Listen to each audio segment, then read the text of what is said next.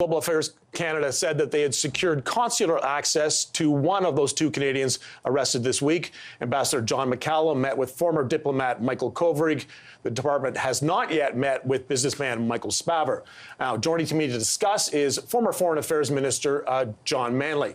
Mr. Manley, today the Tourism Minister, Melanie Joly, announced that she was canceling a planned trip next week to China to mark the end of the 2018 Canada-China tourism year.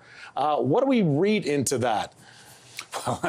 How timely is that? I mean, I think clearly the relationship at a senior level between Canada and China is now degraded to the point where there was no realistic reason for a tourism minister to visit China right now. Who is she going to meet with? What topics are they going to discuss? There's only one topic right now, and that's the release of the two Canadians. When you were foreign minister, you had to make decisions, I presume, on travel advisories to countries that were potentially dangerous to visiting Canadians, or at least you consulted with your officials on that. What do we read from the fact that we have a cabinet minister saying she's not going to go, but then so far, and as of this hour, the department has not changed the travel advisory. They've not revised it. They're saying Canadians should exercise caution while they're there, but they're really saying, oh, things haven't changed since November. Is that fair? Yeah. Well, first of all, I don't think the minister is not going because she was afraid of being snatched. No, she hope not. That would be an international incident. That would truly be an incident. So no, but I think what the department tries to do is make a fact-based assessment, and I think they are probably right now engaged in this very conversation. We've had two Canadians taken into custody.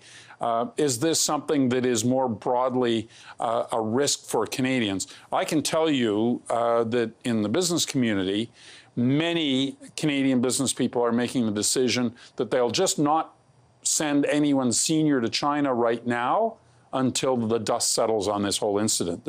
It's just too risky. Why is the government reticent to change that threat advisory, or travel advisory that they issue? Is that considered a provocative act? The Chinese may respond by a further escalation? Oh, I think, well, whether they think that the Chinese would respond, it is a pretty dramatic comment to make to your citizens that they should consider whether they visit China because there might be an ad hoc arrest made. That's pretty serious criticism. But quite frankly, we've had two people taken in the last week. It is a serious situation. The embassy reports that there's been a lot of anti-Canadian sentiment expressed on Chinese social media, and a lot of it targeted at a brand that's very visible over there, Canada Goose. It's trying to expand very much dramatically into China. There's, I guess, lots of new money that can afford those fancy parkas and those sorts of things. But now we hear that they are delaying the launch of what was supposed to be their flagship store in Beijing. They're citing construction reasons. But is this having a much larger chill on Canadians who are already working there or planning to work there?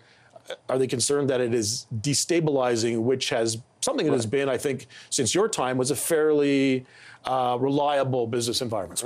It's been challenging is the way I would always describe China. But we've attracted attention that's not good in this case. This happens often with consular cases. I mean, when I was minister, we had a problem with Brazil because all of a sudden we decided that Brazilian beef couldn't come into Canada, which meant it couldn't go into the United States. So suddenly they were having demonstrations about Canada in Brazil. We're not usually the subject of that kind of attention.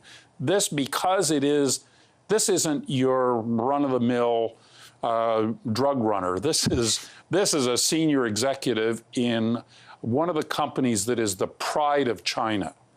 And we've really got ourselves in a jam by taking this woman into custody. Switch to a totally different topic here. This was the last week that MPs sat in the House of Commons in Centre Block. You spent, by my almost 16 years, I think, as an MP.